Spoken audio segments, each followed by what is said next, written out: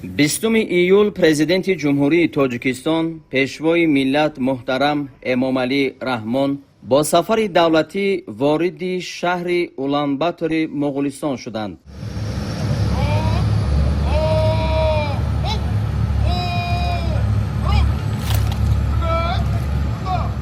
میدان پذیرایی فرودگاه بین المللی با پرچم‌های دولتی تاجیکستان و مغولستان ادانه آرا یافته بود.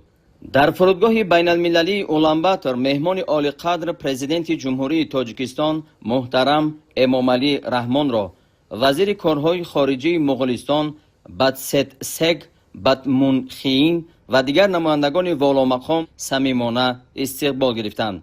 طبق مقررات رسمی سفرهای دولتی در نزد طیاره راهرو سرخ گسترده شده، از دو طرف سربازان قراول فخری صف آراستند.